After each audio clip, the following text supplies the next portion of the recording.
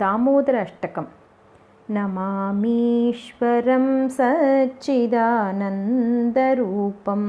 लसत्कुण्डलं गोकुले भ्राजमानं यशोदाभियोलुकलाद्धावमानं परामृष्टमथ्यं ततो धृत्य गोप्या रुदन्तं मुहुर्नेत्रयुग्मं मृजन्तं कराम्भोजयुग्मेन सातङ्कनेत्रं मुहुश्वासकम्पत्रिरेखाङ्ककण्ठ स्थितग्रैव दामोदरं भक्तिबद्धम् इति दृक्स्वलीलाभिरानन्दकुण्डे स्वघोषं निमज्जन्तमाख्यापयन्तं तदीयेषिताग्नेषु भक्तैर्जितत्वं पुनः प्रेमतस्तं शतावृत्तिवन्दे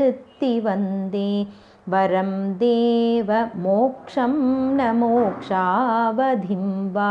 न चान्यं वृणेऽहं वरेशादपीह इदं ते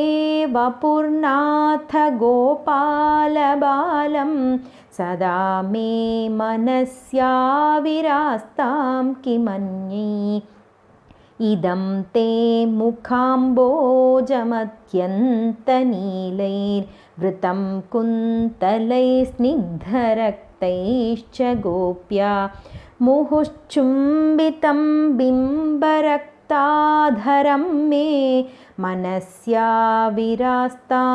अलं लक्षलाभैः नमो देवदामोदरानन्तविष्णु प्रसीद प्रभो दुःखजालाब्धिमग्नं कृपादृष्टिवृष्ट्यातिदीनं बतानु गृहाणेश मामज्ञमेध्यक्षिदृश्यः कुबेरात्मजौ बद्धमूर्त्यैव यद्वत्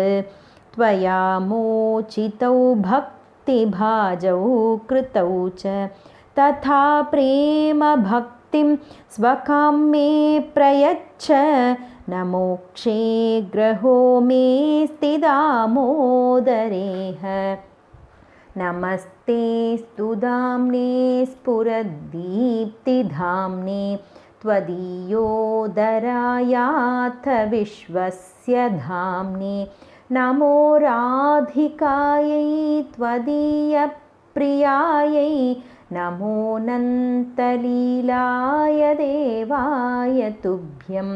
नमोऽनन्तलीलाय देवाय तुभ्यं